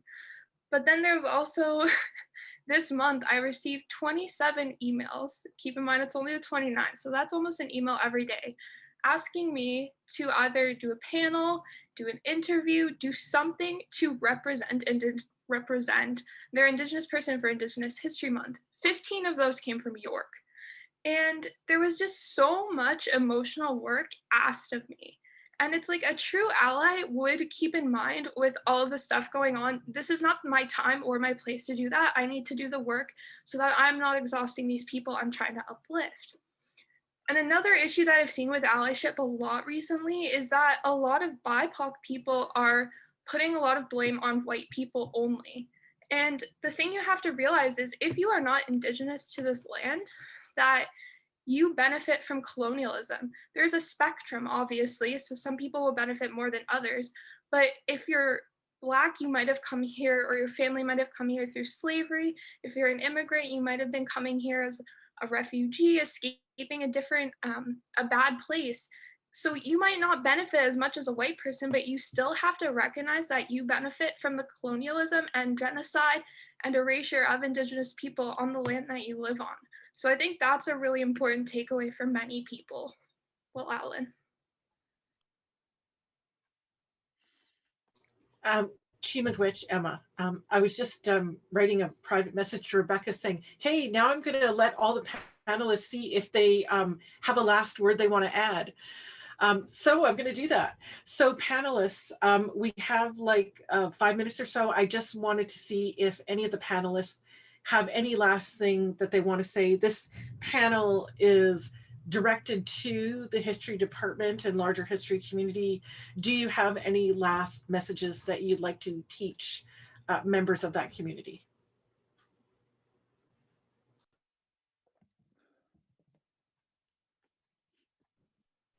I can go. So I touched on this a little bit, and it's an issue of terminology, and I just want to focus on one word, and we're seeing it a lot in the news right now, just with everything that's going on, and that word is reconciliation. So reconciliation is a bad word, especially the way it's used and how it frames and how it promotes this heavily promoted idea that everything is now in the past. So it's all good. It's time to move on. Basically, just get over it because we're tired of seeing and hearing you because we've already moved on. And a lot of times the term reconciliation will be coupled with a public statement that addresses any insert multiple injustices or something that's relative in the news. And it promotes this idea that because this issue has been addressed in this public statement, that now we've achieved reconciliation. And it's this weird idea of achieving reconciliation. I don't know how you can have any idea that you've achieved reconciliation when what needs to be reconciled is still happening. And I think that's something that we've all spoken to here today.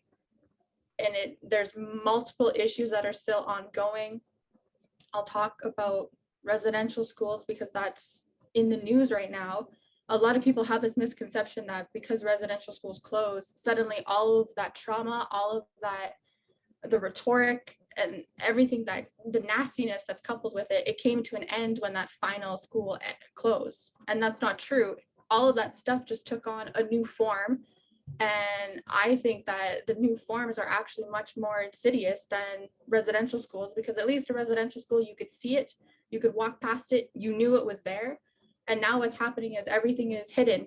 So reconciliation is like a mask that people use to hide what's actually going on. It's used to hide all the nastiness that is still here, all the racisms. It's just now we'll say we've reconciled and so we've moved on, or I said I was sorry, so now I'm done with this, and I can put it away on my shelf. So reconciliation leads to more words, it doesn't lead to actions. And I think that's something that really needs to be considered if you're creating something and you're going to use the word reconciliation. That's all. Amy. I just want to talk about colonialism as not being an event, but an ongoing process that's built into this system. We need to stop framing colonialism as something that happened to Indigenous communities and start framing it as something that's still happening today, and recognize that this reconciliation doesn't end with Indigenous people being assimilated, and that Indigenous people have nothing to reconcile with this settler state, and it is not a two-way street. Also, in that, recognizing that Indigenous nations are not Indigenous groups, are not Indigenous communities, are Indigenous nations with inherent sovereignty over their territories and people. And that's an important distinction to make. I see too many people pretend that, or like use this terminology that in these Indigenous groups, Indigenous nations, use the nations, say it. So it's not a dirty word, I promise. We are nations. We were nations before colonizers came. We're nations now, despite the fact that they have us under the Indian Act. And we don't need Canada, the colonial government, to recognize us or our sovereignty. Our nations are grabbing it. They're enforcing it today. Whenever you see a blockade, that's an Indigenous nation enforcing their sovereignty. Another issue of terminology, don't use Indian, don't use Eskimo. I'm neither of those things. I'm neither from India, and Eskimo is a slur. Just don't say it. It's so easy to wipe those words and that language from your vocabulary. And it's so easy, if you don't know pronunciation of a person's nation or identity, to just ask. I am Mi'kmaq. I am Inuk. I'm not Indian. I'm not Eskimo. And yes, both of my people have inherent sovereignty, and both of them are nations in their own right. Miigwech, Jamie. Any other voices? We have about 2 minutes left. Emma. One last thing that I would want to say kind of goes back to our very first thing of centering yourself in your work, because so many things that I hear in academia are to take yourself out of your work. You should not be in your work, but as long as you are giving your opinion, which is basically what writing an essay or a book or anything is, you are in your work. You have to center yourself. You have to tell people, I'm coming from here. My ancestors are from here, whether you are studying Indigenous history or not. And another thing that I really want to start seeing, especially in history, are content warnings at the beginning of books, essays, anything that is written, because there's so much that you can't tell from just a title or an abstract that's going to come up in there. And it's ridiculous the amount of times that I've just had to put something away. But especially with centering yourself, my boyfriend right now is doing his MA at York, and he's not studying Indigenous history, but one of the first things that I mentioned to him when he started writing was, you have to locate yourself at the beginning of this. I will not allow you to hand this in without locating yourself, because you are just going to be complicit in this huge, huge issue that's going on. So I'm happy to see that more people are realizing, oh, this is actually a thing that I have to do. But I really want more academics to start doing that. Miigwech, Emma. Well, I'd like to thank Miigwech deeply to all of the panelists for your time in this hard month, and it's especially so hard. Thank you for your time, your reflections, and thank you especially for your courage in coming here to share your experiences with all of us. And we hope that this panel resonates with people and has given everybody some ideas for changes that we can all make and actions that we can all take to create safe spaces for Indigenous students and faculty, not just in the department and in our classrooms, but in all places. So Miigwech once again. And now I would just like to invite everyone who's in our public, who's been very hopefully diligently listening, to come to our public discussion, which we're calling Where Do We Go From Here? And I will give the speaker role to Jennifer Stephen. We do have a major storm in play here, which is probably an appropriate backdrop for our panel discussion. I want also all of our panelists, I know you can see that there's a stream of thanks and recognition of just how much courage and commitment it takes to disclose and to share with from the heart as you've done. So we're now going to open for public discussion. I would invite you to use the chat function to communicate your questions and to ensure that your questions are open to all panelists, not directed to any particular individual. Our moderators, so myself and Ivania, will ask your questions to the panelists in sequence. Do keep in mind that all panelists will have the opportunity to respond to your question. However, they may also choose to pass. Before we begin, we'd like to express that this is a safe space of mutual respect. The panel and public discussion are platforms for our panelists to speak about ongoing issues in and related to the field and the practice and the teaching of history. As such, there is zero tolerance for any comments that communicate anti-Indigenous racism, hatred, negligence, abuse, and erasure. Should anyone make such comments during this session, they will be removed without warning. Moderators will also ignore inappropriate questions. And in doing this, we appreciate your effort to ensure and to safeguard that this remains a safe platform for all of our panelists. Now, I'm not sure if Ivania got booted out because of the storm. So I think Jeff and I will communicate the questions and panelists once again will choose whether or not they wish to answer. So I'll give everybody a few minutes to think about questions that they may wish to put to the panelists. So we have a pretty good question from Carolyn already. I think it's a good starter. It's a little bumped up in the chat now, but Carolyn asks about people who want to create space and, you know, become an ally in a sense, in the first sense, you know, but they're afraid of making mistakes or causing harm. What advice do you have for them to be better assistants in a sense in showing up? And Emma, go ahead.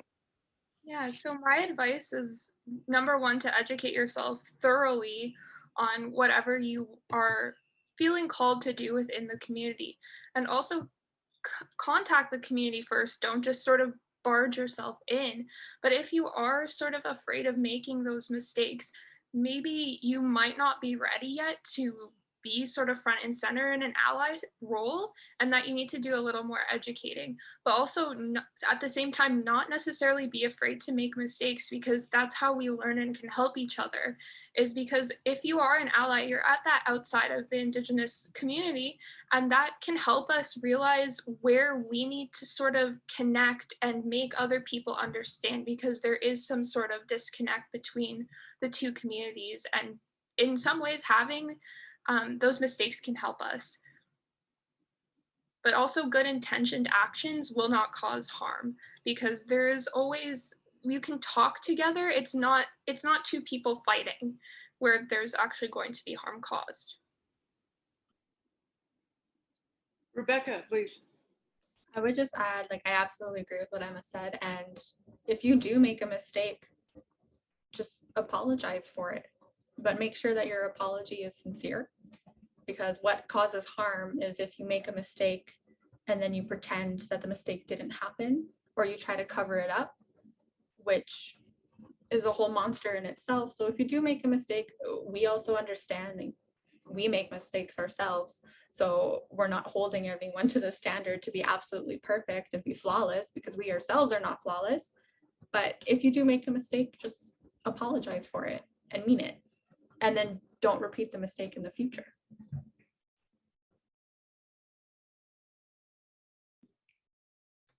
Emma mentioned. Oh, I'm sorry, Amy. It's okay. Emma mentions a very important thing about educating yourself. I think it's important to back that up by saying it's okay to ask questions, but it's not okay to demand Indigenous people provide you their emotional labor to educate you, especially when those resources are out there for you to educate yourself by Indigenous people who have already put in that work. And also, it depends on who you ask to educate you and what you're doing in return for that education. Like Carolyn, every time we speak, she has tobacco to offer, which is a protocol. You offer tobacco for knowledge. It's also definitely 100% okay to pay people for their services. Indigenous people are providing you a service when you ask us to educate you.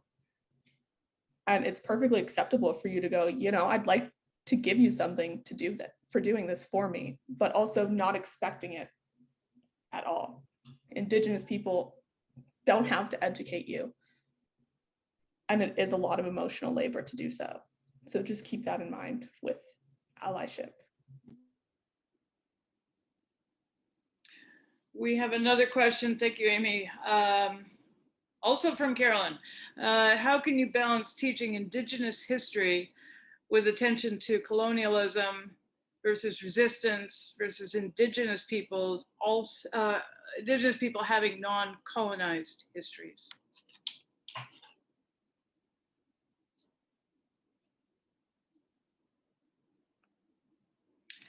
Elizabeth, please.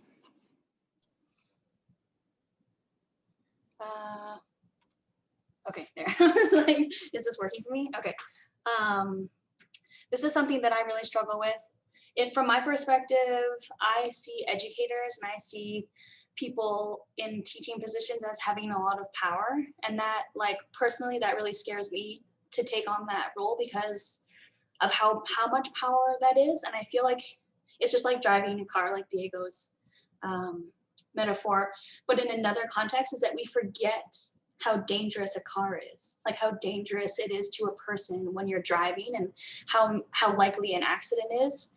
It's the same with educating people, is that we forget that educators have so much power.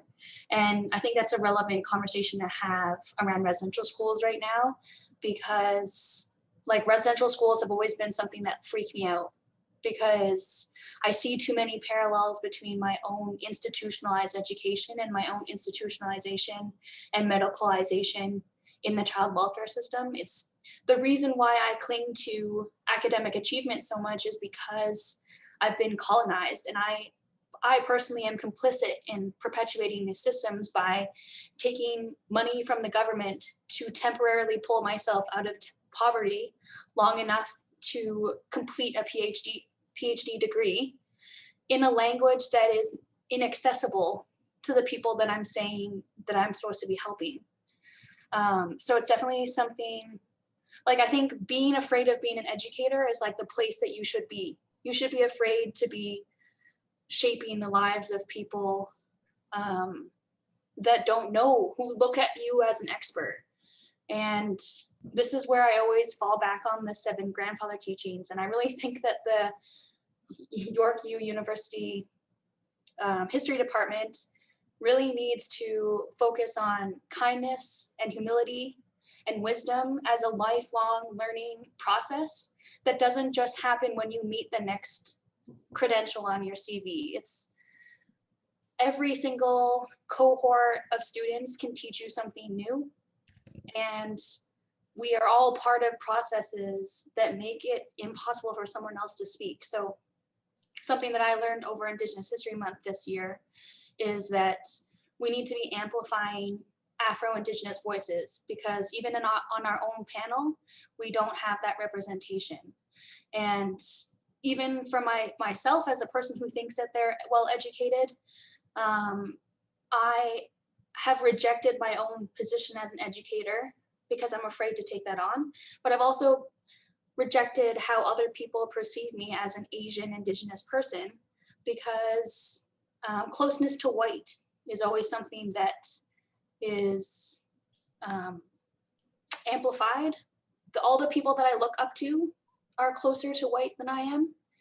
And I think personally for me, I balance this by constantly questioning myself and constantly relocating where I am at my journey and being accepting of the idea that I am colonized and that I still have work to do whether or not I have the credentials, the doctorate, whatever, the CV, those are just false meritocracies that we need to imagine something different outside of that.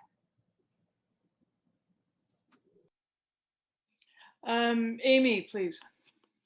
I think it's interesting that you would want to balance those two things, the colonized history and pre-colonization history.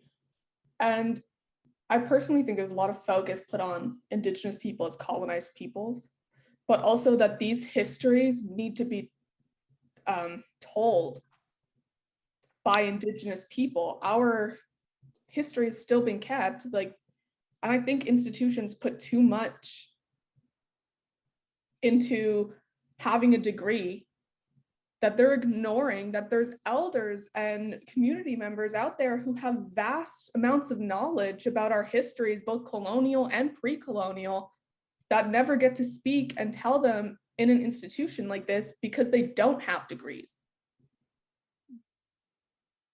And I think that's unfortunate. And I think it's a product of this institution to ignore not only oral history, but the people who keep it. And I think that's what you always have to be aware of. Who's teaching it? What perspective are you teaching our histories from? Where did you get our histories from? Specifically pre-colonialism, where, who told you this stuff? Where'd you get this information? And whose voices are you highlighting? But also not reducing us to a monolith. Mi'kmaq culture is not going to be like Cree culture, and they're not going to have the same histories. Inuit is not First Nations. We're not going to have the same histories as anybody else. So it's what history, I think, to even have a course, you would need to have a nation to focus on. I think we like to think of all of these Indigenous nations as monoliths, and it does a disservice to all of us. Because you're not teaching accurate history for everyone, because you're too busy trying to get everything into one course, into one story, when there's so many separate things that you could speak about and topics in these histories. And it's unfortunate, especially at York, that this is being done. How is it that we only have one course that covers pre-contact North America? And how is it that we're trying to shove every single nation's history into that course in hopes that it's enough? It's never going to be enough. And then how are you teaching colonial history? That's how you have to ask. That's what you have to ask too. How are you teaching it? What are you teaching? What voices are you prioritizing in this colonial history? Because if you're using solely colonial academic sources or sources written by white colonists because they could write in English and they did write in English, you're prioritizing that view of history over Indigenous people's view just because these stories may be oral over actually written down. And I think this institution places just too much into things being accurate if they're written down, which isn't the case. Written work doesn't mean accurate, it doesn't mean correct. And oral history deserves a spot in both of these discussions.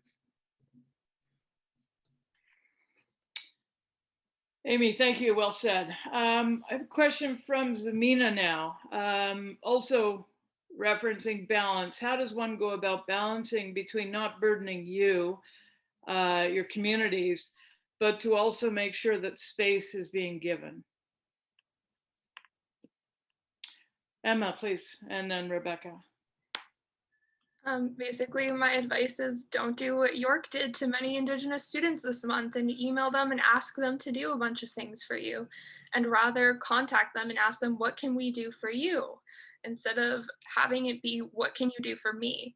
And having that mutual relationship of realizing that I am not in the position of an Indigenous person, so therefore I am not in the position to ask them for their labor, and instead I should ask them, what do they need me to do for them?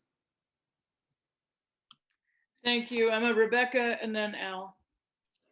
I think one thing to consider as well is if you're looking to create space, you have to get to know the people that you're trying to create space for first. So it's pretty jarring to, for example, receive an email just out of the blue saying, hey, this is this, can you be a part of it?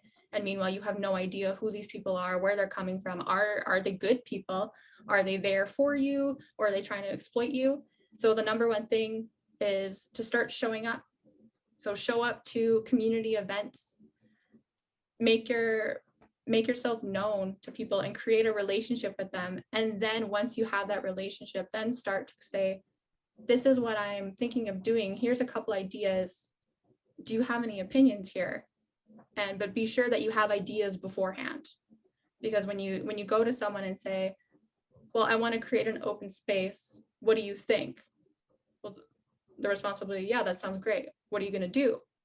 And then if they put it on you to come up with well, this is what we should do, that's an example of not being an ally, because then it's all on us to come up with what we want to see. Come up with some ideas first, and then we'll give you our opinion, and we'll work with you if you're willing to work with us. Thank you, Rebecca. Al, please. Okay, this is actually to the previous question and about the colonization, balancing that. I find the treaty is a good metaphor for that because Anishinaabe people and Haudenosaunee people use the wampum belts as well as pipes and as different documents to actually use to teach about that. But what I find is, of course, and Amy mentioned this as well as Rebecca, the privileging of written sources over material culture sources, as well as oral tradition sources. So to actually try and balance that a bit more, what I usually talk about is how that actually is when one time a non-native woman, after I did a presentation on a wampum belt, she actually asked me, can I talk about this? And I said to her, I wish you would. Imagine if your people actually recited this belt and their understanding of it through all these years. We probably wouldn't have as much trouble as we do now if they recited and understood and abided by the promises that were made on that wampum belt. So what I try to do in the class that I teach is actually look at, instead of just focusing on the treaty document, I actually try to focus on the treaty council as well as the petitions that occurred before and after that would represent Indigenous point of view regarding that treaty. Because what ends up happening a lot of times in treaty education is they just look at the treaty document, but you actually have to look at what went on before and also what's gone on after, and try not to privilege the written document per se, but to look at other sources of documentation utilized by Indigenous people. Thank you so much, Al. I have another question here from Wendy Smith. What is a good way to offer tobacco to an Indigenous knowledge keeper? Pack of cigarettes, loose tobacco. Is there something that should be said? This seems very ceremonial and I dread getting it wrong. I can answer that. We get it wrong too. It depends sometimes who the knowledge keeper is, and it only actually comes by doing it and practice.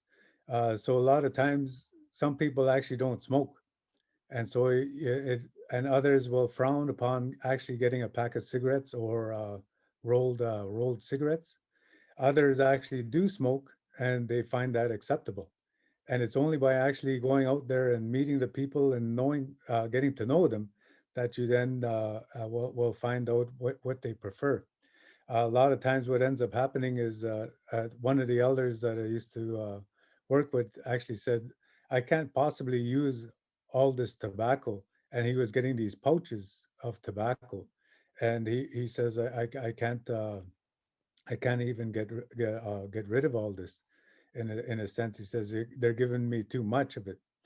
Because what that actual protocol used to be was you would actually fill a pipe and then go to them.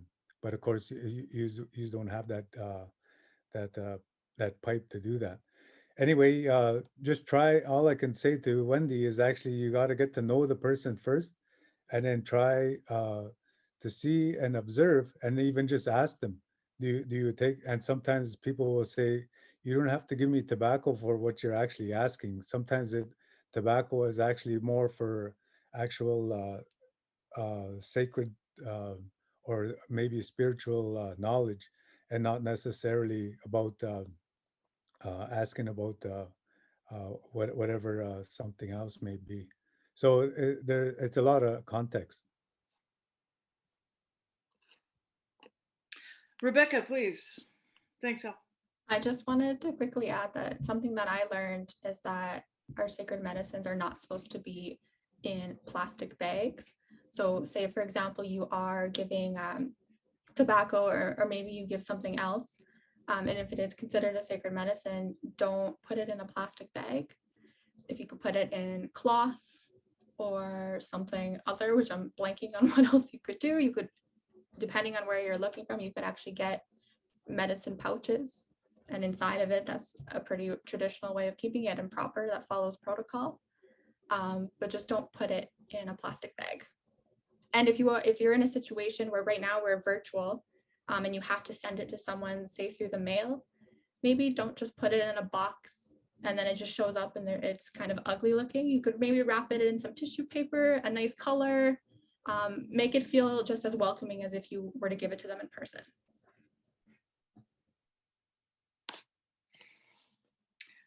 Excellent. We have another question here in the chat, which Elizabeth has provided an answer to. I'll just read it out. According to Leanne Simpson, quote, the term Indigenous theory or Indigenous thought, end quote, is problematic because it reinforces an artificial division between thought and embodiment. For Indigenous people, thought is fully integrated into living, being, and performance of our traditions. That's where the quote actually ends. What theories or theoretical frameworks are recommended for non-Indigenous students to use when writing papers about Indigenous histories? And again, Elizabeth has provided a response to that for the person who put the question and anybody else who wants to respond. By the way, she also provided these references for me in a discussion, and I found them very, very useful. All right. One more question. Do you advise for recent immigrants who are just learning about Indigenous and Canadian history? Oh, you know what? It's me. I can't type. It was my question. But you know what? I see there's a question from Anne Rubenstein as well. If you scroll up through the chat.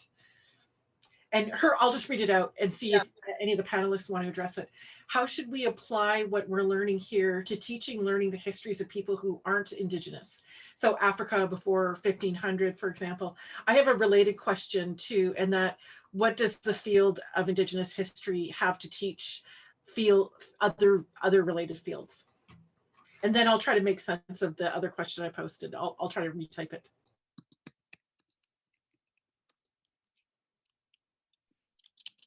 As everyone has been saying, you shouldn't just take the sources of the victors of the in either case if it's the Europeans that conquered these lands. You should also take the sources of the defeated people. In my case, I've been doing research about the conquest of Mexico, and I've been trying to read books and looking for information that have indigenous sources of people that lived through the conquest that are not the conquerors. I think that is very important to include that knowledge that is not that will give you a different point of view, so you will be able to understand the processes better, and like you will be able to understand why we're like that, like why Mexico is like that, why the indigenous people are in the spot that they are at. So I think it's just trying to incorporate both of those knowledges for you to develop your own knowledge, right? Thank you. Excellent. Amy, please. I think it's important to recognize that they're also Indigenous. It might not be to North or South America, but there are nations in Africa and peoples in Africa, the continent, that are Indigenous people. And I think that's an important distinction to make as well. But also following the same things that I spoke about earlier. Whose sources are you using? Who are you reading and looking at to teach these histories? So this can be applied all over the globe. Are you looking at colonial works when you look at Australia? And it can be applied to any country in Africa as well. Who are you prioritizing? Like during the colonial period and also pre-colonial. You always have to remember who's telling the history. And if you're teaching history of peoples who are still here and still living and still thriving, are you prioritizing their voices? And are you recognizing that you are just someone who is boosting those voices? Because I always hate this idea that people can be experts on other people. You can be an Indigenous historian, but you are not an expert on Indigenous people. The expert on Indigenous people are Indigenous people. And that's what you always have to remember. And if you're teaching these histories and you're not from this location and you're not Indigenous to this location, always remember that. You are someone who's conveying a history, and you need to be aware of which history you're conveying and who's telling it through you. And this applies globally.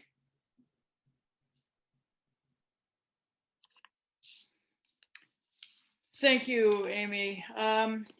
I'm going to ask you to lower your hands, otherwise I'll be calling on you repeatedly over the next 5 seconds here. All right, I think we've come to the end of our allotted time. And at this time, I would like to thank everyone who joined us for this important discussion, everyone who participated and guided us through these issues and challenges and the potential that also lurks within that. And of course, I want to thank all of our panelists here today for a very important discussion. All right, so I believe this is being recorded, so it will be available for anybody who wants to revisit any of these issues, and that will be it. Thank you so much to everyone. I'm just going to also jump in and echo Jennifer, and just I really want to thank Rebecca, especially for formulating this panel. And I really hear you, Amy, when you say that it's shameful that an Indigenous student had to initiate this. So, I mean, I hear you. So I really hope, I feel like I've learned a great deal about this. I really want to thank all of the panelists for their contributions. I found this, that I learned a lot today. And I also want to thank all of the participants who came to listen and learn. And we really appreciate that you came. And so once again, thanks to all.